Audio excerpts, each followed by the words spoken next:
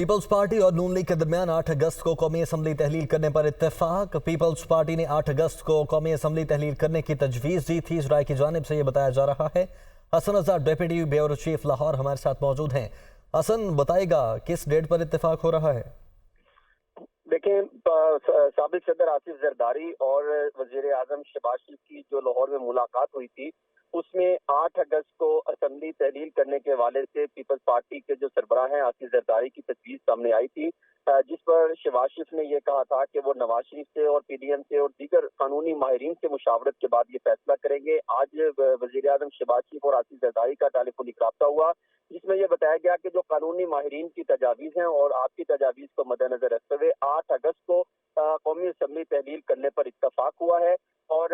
48 घंटे का वक्त होगा। अगर सदर पाकिस्तान असम्बली तहलील नहीं करते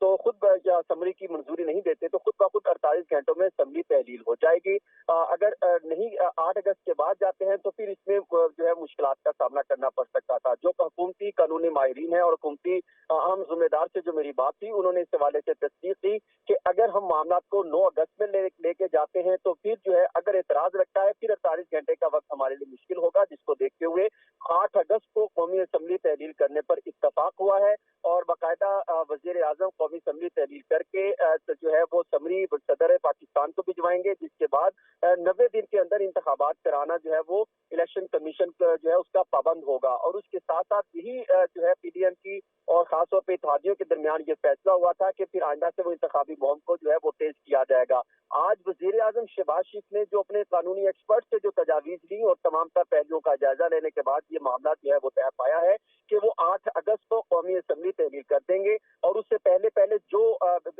उनके सरे फहरिस्त जो 12 से 15 के करीब जो उन्होंने बड़े फैसले लेने हैं या असम्बली में जाना है या जो बड़े कौमी असम्बली में या दीगर मामला कैबिनेट में अप्रूवल लेनी है, उसके हवाले से प्रोसेस को तेज किया जाएगा। इस हवाले से बाकायदा जो हुकूमती पीपल्स पार्टी और मुस्लिम लीग नून के जो अहम वुज़रा हैं, उन्होंने उनसे जब मेरी बात हुई तो उन्होंने इस हवाले से भी तस्दीक की कि वो 8 अगस्त को कौमी असम्बली तहलील करने पर इत्तफाक हुआ है।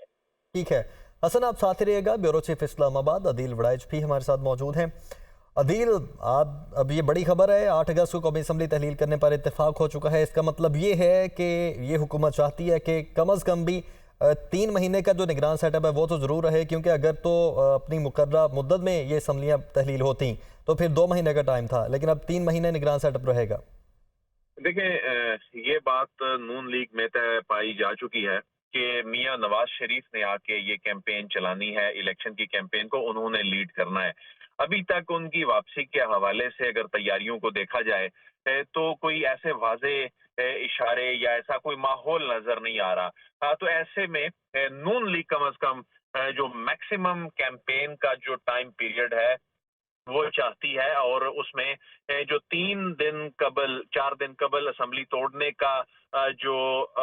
इसके एक जो स्पिरिट नजर आता है, उसकी रीजन ये है कि अगर ये 10 तारीख को असेंबली तोड़ी जाती है और ऐसे में ये सदर के पास सबरी जाती है और सदर के पास चूंकि एक टाइम होता है उसमें दस्तखत करने के हवाले से, तो उसमें ये रिस्क है कि अगर सदर उस पर दस्तखत नहीं करते तो ऐसी सूरत में असेंबली जो ऑटोमेटिकली अपना टाइम पीरियड मुकम्मल होने पर जो होती है तो फिर 60 रोज में वापस जाके इंतखाबात कराने होंगे। तो वो 60 रोज का पीरियड वही है जिसमें नून लीग ये समझती है कि इंतखाबी मुहिम चलाने के लिए ये मुनासिब वक्त नहीं है। इसमें मैक्सिमम जितना टाइम बाय किया जा सकता है वो किया जाए और ऐसे में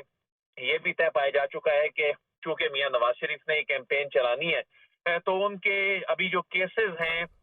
जो उन्होंने आईनी और कानूनी मामलात जो हैं वो फेस करने हैं, अभी वो चीजें भी तय होना बाकी हैं। तो ऐसी सूरत में जो कम अज कम 90 दिन का जो पीरियड है उसको वो अवेल करना चाहते हैं। लेकिन अभी इलेक्शन कमीशन जो है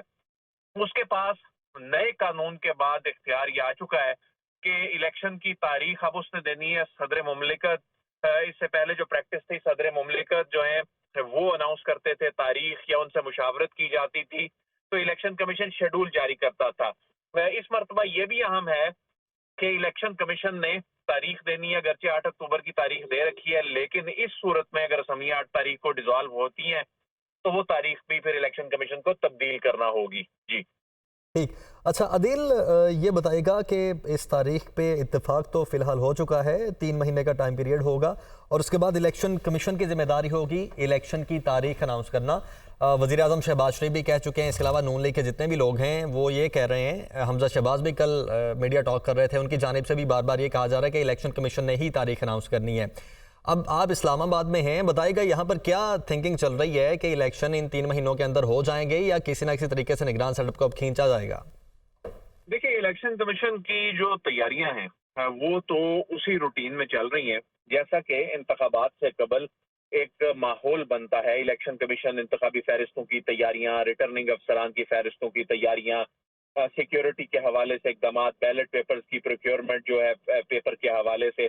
वो तमाम चीजें तो चल रही हैं। लेकिन अभी भी चूंकि निगरान सेटअप के जो चेहरे हैं उनके हवाले से चीजें तय होना बाकी हैं, उसमें इत्तफाक़े राय नहीं है। अगर उसमें इत्तफाक होता है किसी ऐसे नाम पर जो कोई मुआशी बैकग्राउंड से ताल्लुक रखने वाली कोई शख्सियत होती है, तो ऐसी सूरत में सिचुएशन डिफरेंट भी हो सकती है। उसमें 1-2 महीने का कुशन निकल सकता है। इसकी प्रेसिडेंट मौजूद है, इसमें केपी की, पंजाब की नज़ीरें मौजूद हैं। तो ऐसी सूरत में अगरचे 60 और 90 दिन में ही इलेक्शन कराने हैं, लेकिन आईने पाकिस्तान में कोई ऐसी कोई हदबंदी, कोई ऐसी हदूद क़यूद मुकर्रर नहीं की कि ये इंतखाबात 2-4 रोज या 2-4 हफ्ते आगे चले जाएं, तो ऐसी सूरत में कोई गैर आईनी इक़दाम हो जाएगा। तो उसकी नज़ीर अभी चूंकि मौजूद है, वो असम्बलियों के डिसॉल्व होने के बाद वो हुकूमतें अपने 90 दिन का टाइम पीरियड गुजारने के बाद भी काम कर रही हैं। तो ऐसी सूरत में शहरी इक़्तिदार के अंदर इलेक्शन की तारीख के हवाले से अनसर्टेनिटी अपनी जगह जरूर मौजूद है। बहरहाल ये चीज तो खुद प्राइम मिनिस्टर ने वाजे कर दी, जो वुज़रा हैं वो इस पे वक्तन फवक्तन स्टेटमेंट दे रहे हैं कि हम जा रहे हैं। तो यानी इक़्तिदार के ऐवानों को ये तो छोड़ के जा रहे हैं, सामान पैक करना इन्होंने शुरू कर दिया है। लेकिन इलेक्शन में जो है वो निगरान सेटअप कितना चलेगा, क्या 1-2 महीना ऊपर जा सकता है निगरान सेटअप, तो इस तरह की चीजें अभी भी ये अंडर डिस्कशन है इस्लामाबाद में। लेकिन इलेक्शन चाहे महीना आगे जाए या 60 दिन में हो या 90 दिन में हो, लेकिन इलेक्शन की तैयारियां हो रहे हैं और इलेक्शन कमीशन की तैयारियां भी अपनी इस वक्त चल रही हैं। अदील साथ ही रहेगा। हसन, ये बताइएगा कि इलेक्शन कमीशन से रिलेटेड जो मामलात हैं, हल्का बंदियां या मरदमशुमारी वगैरह, क्या ये अभी कुछ इनमें से कुछ मामलात पेंडिंग हैं या ये कंप्लीट हो चुके? देखिए, अभी जो मरदमशुमारी के हवाले से वफाक में ये मामला ज़ेर गौर है कि अगस्त के पहले हफ्ते में एक अहम इजलास बुलाया जाए और मुमकिन है कि उसमें मरदमशुमारी के हवाले से अप्रूवल दे दी जाए। अगर इसके हवाले से मामला चलते हैं तो फिर डिलिमिटेशन के हवाले से इलेक्शन कमीशन ऑफ पाकिस्तान ये कह सकता है कि हमें हल्का बंदियों की तरफ जाना है, फिर 2 माह उनको हल्का बंदियों के लिए चाहिए होंगे, फिर अपील पर अगर जाए तो 2 माह अपील के लिए चाहिए। यूं 4 महीने तक मामला मजीद डिले हो सकता है। अब देखना यह है क्योंकि जो इस महीने के फर्स्ट वीक में जो इजलास हुआ, जो वजीर आजम शहबाज शरीफ ने जिसकी सदारत थी, उसमें भी ये मामला ज़ेर गौर लाया गया और उसमें ये तय पाया था कि इसको थोड़ा सा डिले करके इसमें डिस्कशन करने के बाद सूरत हाल को देखते हुए अगस्त के फर्स्ट वीक में होने वाले इजलास में ये मामला तय किया जाए। और मुमकिन है या तो 25 जुलाई को भी इजलास की जो है वो इतलात सामने आ रही है या अगस्त के फर्स्ट वीक में ये इजलास मुमकिन है और उसके बाद ही कुछ सिचुएशन मजीद क्लियर हो सकेगी। वो अलग बात है कि ऐसे इकबाल साहब, राना सनाउल्लाह साहब और दीगर मुस्लिम लीग नून के वुज़रा ये दावा कर रहे हैं कि हमें 2017 की मरदमशुमारी पर जाएंगे, लेकिन जो